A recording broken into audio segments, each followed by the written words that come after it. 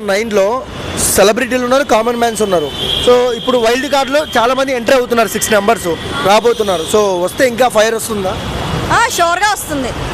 వస్తుంది, ఎందుకంటే వాళ్ళకి బయట అంతా ఏం జరుగుతుందో తెలుస్తుంది కదా, సో తెలుస్తుంది. సో మొన్న బెలూన్స్ గేమ్లో నాగార్జున గారు తిట్టారు, తనుజ ఒకటే గేమ్ ఆడింది, మీరందరూ గేమ్ ఆడుకున్నారు, వైల్డ్ కార్డు పక్కా వస్తుంది అన్నారు. సో దానిపై మీ అభిప్రాయం ఏంటి? వస్తే ఇప్పుడు వాళ్ళ గేమ్ అప్పుడు వాళ్ళని ఖచ్చితంగా డామినేట్ చేస్తారు కదా, అప్పుడు తెలిసి వస్తుంది అన్నమాట.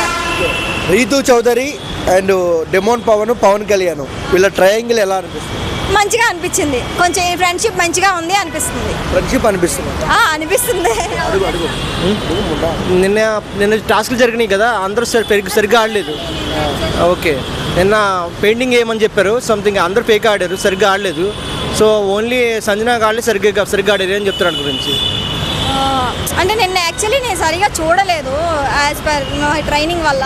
సో అదే. సరే, ఓవరాల్గా మీ ఫేవరెట్ ఎవరు ఈసారి? ఎవరికి ఓటేస్తారు నెక్స్ట్? ఓట ఇంకా డెమోన్ పవన్కి వేస్తాను, అంటే ఏమంటారు కామనర్స్లో డెమోన్ పవన్కి వేస్తా, సెలబ్రిటీస్లో అయితే ఇమాన్యుయల్కి వేస్తాను. ఓకే, సరే నెక్స్ట్ వీక్ ఎలిమినేషన్ ఎవరు? అది ఎక్స్పెక్ట్ చేయలేమండి, మనం అనుకున్నది అవ్వదు కదా. అంటే ఎవరో ఒకరు ఉంటారుగా వీళ్ళని ఎలిమినేషన్ చేయాలి అని. నాకు సుమన్ శెట్టి అవుతారేమో అనిపిస్తుంది. సుమన్ శెట్టి టాప్ 5లో ఎవరు ఉంటారు? టాప్ 5లోనా ఆబ్వియస్గా పవన్ కళ్యాణ్, డెమోన్ పవన్ వీళ్ళు ఉంటారండి. ఓకే, కప్ ఎవరు కొడతారు?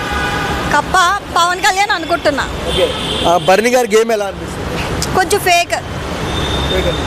సో బయట ఓటింగ్ చూసుకున్నట్టయితే తనుజాకు హైయెస్ట్ ఉంది, తర్వాత ఇమ్మాన్యుయల్కి ఉంది, లాస్ట్ బర్నీ గారికి ఉంది, పవన్ కళ్యాణ్ వాళ్ళకు మధ్యలో వస్తుంది.